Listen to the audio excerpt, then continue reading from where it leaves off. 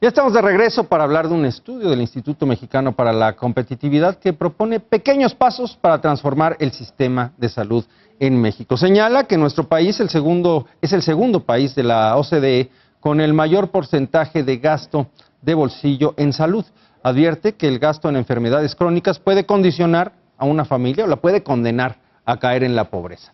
En contraste, el presupuesto de la Secretaría de Salud ha decrecido en más del 20% en términos reales durante este sexenio. Detalla que si una familia promedio tuviera que pagar el total del tratamiento de diabetes, tendría que endeudarse y o vender su patrimonio. Señala además que en ese escenario, el escenario más conservador, los hogares afectados por una enfermedad crónica podrían tener un gasto de bolsillo del 20%. En este caso, las pérdidas del ingreso podrían alcanzar 1% del Producto Interno Bruto. Precisa que el ingreso perdido por los hogares afectados por enfermedades crónicas, proyectado a 2030, equivale a 7.3 veces el presupuesto de la Universidad Nacional Autónoma de México. Y para analizar este tema, se encuentra con nosotros Fátima Mace. Ella es consultora del INCO. Muy buenas noches, Fátima. Buenas noches. Pues aquí hay varios temas, ¿no? El tema del familiar, el tema de salud en cuanto a problemas que ya tenemos encima, ¿no? Exacto. Como que las enfermedades crónico-degenerativas y especialmente las que tienen que ver con la obesidad. Así es, ¿no? Así es. Justo nosotros estamos diciendo eso. Realmente hay una crisis de salud pública que en realidad no se queda en el ámbito de la salud pública, sino que realmente es una crisis que se puede convertir en una crisis económica si no se atiende a tiempo. Y en gran parte se debe a que nuestro perfil epidemiológico ya está cargado en enfermedades crónicas y estas son muy costosas y esto viene combinado con un sector salud que está cada vez peor financiado o cuyo presupuesto está cayendo, durante este sexenio cayó, y ya empezamos a ver indicadores que nos dicen que es deficiente, ¿no? Más de 16 millones de mexicanos carecen de protección financiera y esto se refleja en el gasto de bolsillo elevado. En la última ENSANUD, 61% de los pacientes que tienen diabetes, dislipidemia o hipertensión que acudieron a los sistemas estatales de salud salieron de la consulta con sus medicamentos. Esto quiere decir que tuvieron que comprar. 4 de cada 10 no alcanzaron medicamentos. Exactamente, y lo tuvieron que comprar. Y esto es un promedio, ¿no? Porque estamos hablando de que pueden haber clínicas en donde nadie los obtuvo, ¿no?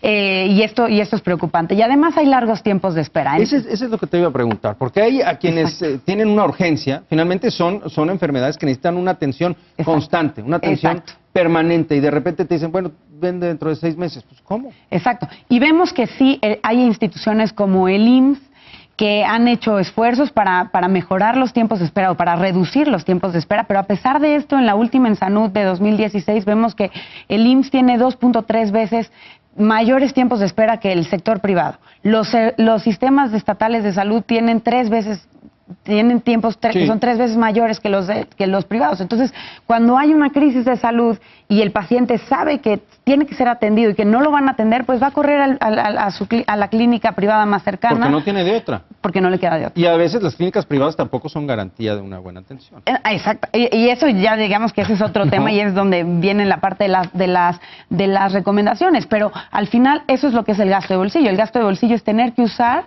los recursos de la familia para poder solventar estos gastos de salud. ¿Cuánto le puede costar a una persona con diabetes atenderse en un año? Mira, en realidad, dentro del cálculo que nosotros hicimos, tenemos un costo promedio de 131,000 pesos. 131,000 pesos, estamos hablando de 10,000 pesos al mes. Exactamente. Ahora, este costo es relativamente elevado porque estamos hablando ya que pueden haber casos ahí complicados. Hay que decir algo muy importante. La diabetes detectada a tiempo y controlada es relativamente barata de tratar, pero esto requiere un cambio radical de hábitos y requiere un monitoreo constante de los niveles de glucosa, acudir a las revisiones de los médicos. Un tema de prevención que no existe, además. Una cultura de la prevención, exactamente. Y de ahí, conforme va avanzando la enfermedad, se va volviendo cada vez más costosa de tratar. Y esto, bueno, hay que tomarlo en cuenta. Y lo mismo pasa con la hipertensión, ¿no? Que son, digamos, que los dos grandes problemas o focos rojos de salud pública. Y los dos se van volviendo cada vez más costosos. Y son cada vez más costosos para el Estado mexicano. Y para las familias también, si no tienen una cobertura efectiva. Es como una bola de nieve, ¿no? Como no te detectas a tiempo la enfermedad, no te cuidas, y entonces ya la degradación que sufre tu organismo es mayor, necesitas pues más recursos. Y el Estado debe aplicar más recursos para curar a esta persona, para atenderla, porque no se puede curar, además. ¿No? Sí, son enfermedades crónicas que una vez que llegan, no se quitan. Lo único que se puede hacer es controlar. ¿Y qué se puede hacer? Porque no va a crecer el sistema de salud mexicano. No, en realidad es que sí, pueden haber medidas para mejorar la atención y para incrementar el nivel de acceso a los servicios de salud, que me parece que hacia allá van encaminadas las acciones que ha anunciado el presidente electo. Pero creo que esas acciones no van a cambiar de la noche a la mañana, ¿no? Yo creo que todo el tema que tiene que ver con prevención y detección temprana son fundamentales y muy importantes. Pero definitivamente hay otra parte que es importantísima, que tiene que ver con los indicadores de calidad y con todos los indicadores que miden los resultados y el desempeño de los servicios de salud. Y esto no es nada más a nivel privado, que es muy importante, y esto impacta directamente con el tema del gasto de bolsillo. Cuando decías, oye, es que no garantiza que el que vaya a una clínica privada es mejor, aunque gozan de mejor percepción. No, te van a atender más rápido, ¿no? Pero quién sabe si te van a atender como debes. Quién sabe si bien, ¿no? Ahora, desafortunadamente hoy los pacientes no tenemos ningún indicador que nos diga que los servicios son de mejor calidad o no. Realmente lo que tenemos son referencias, y a mi cuñada le fue mejor o peor, o que este médico es mejor, ¿no? Y estas decisiones además están topadas por nuestra capacidad de pago. Hoy no hay un sistema de indicadores que nos diga cuál hospital es mejor que otro, o qué médico es mejor que otro, y esto tampoco lo tiene el sistema público. Y entonces esto es muy preocupante. Creemos que el primer paso que se tiene que tomar para transformar el sistema de salud es desarrollar una política nacional de datos en salud que te permita hacer esta toma de decisiones. Necesitamos hacer un diagnóstico. Un buen diagnóstico, y que sea y esto tiene varios pasos a seguir. O sea, tampoco es algo que va a llegar de la noche a la mañana, porque se tienen que tomar los pasos desde el día 1. Claro. Empezando por homologar los procesos de captura de los datos, que es un tema complicado ante la fragmentación del sistema de salud, ¿no? A ver, ¿cómo se homologan los procesos de captura de los datos? Pues técnicamente... ¿Cómo es un proceso de captura de los datos? Mira, el tema aquí es desde técnicamente cómo están los sistemas de información que tiene el IMSS, el ISSSTE, la Secretaría de Salud. Hace muy poco te tomaban, de verdad, los datos a máquina. No sé si todavía existan, seguramente en algunos estados existen esos archivos impresionantes en donde tienes que ir como si estuvieras hace mucho tiempo que no estás. No, y además o sea, está el problema entre las instituciones, y luego está el problema al interior de la institución. O sea, por ejemplo, la Secretaría de Salud tiene a la Dirección General de Información en Salud, que es la de GIS, y ellos son los encargados de recopilar la información que se genera en salud.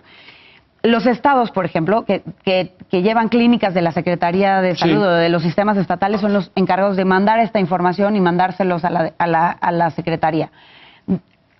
Cada estado debe de seguir ciertas normas para enviar esta información. Este proceso es tan largo que si uno entra a los cubos de salud, obtienes datos con un rezago de 2015. No, bueno. Son 3 años de diferencia. Realmente han cambiado muchas cosas, ¿no? Y probablemente plazas que ya se desocuparon, ¿no? Enfermeras que ya no trabajan ahí, muchas cosas que han cambiado. Entonces, la toma de decisiones tomar un buen diagnóstico, hacer un buen ejercicio, un buen análisis, pues no se puede hacer con este tiempo de rezago, ¿no?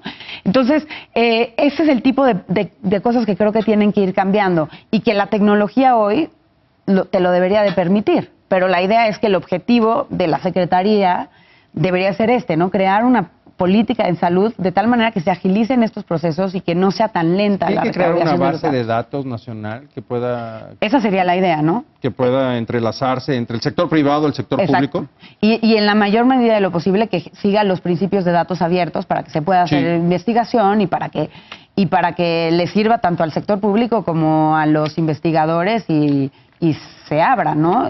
Y sea lo más público posible. Ahora, otro paso que también sería interesante, por ejemplo, sería reformar la Ley General de Salud para que en todo lo que tiene que ver con los datos de salud se incluyan directrices sobre los indicadores de salud de calidad que se podrían medir. Y se puede tomar como parámetro, por ejemplo, el proyecto de indicadores de calidad en salud que tiene la OCDE. Es difícil definir qué indicadores se deberían de medir en términos de calidad, ¿no? Porque realmente Pero hay ¿cuáles muchas son aristas. indicadores básicos, digamos? Por ejemplo, en uno de los indicadores que maneja la OCDE sería el número de amputaciones en pacientes con diabetes. Ajá. Porque el número de amputaciones con diabetes te indica que también fue el control en el primer nivel. Si las evita, si el control en la primera línea o en el primer nivel fue relativamente bueno, el número de amputaciones va a ser menor, ¿no? Entonces, ese es el tipo de indicadores que deberíamos de estar buscando. Entonces, tal vez un mandato que venga desde la Ley General de Salud para que baje a todos los niveles, a los sistemas estatales, que plantee las directrices para este tipo de indicadores podría ser una muy buena opción, ¿no? Y otra sería generar incentivos para que también las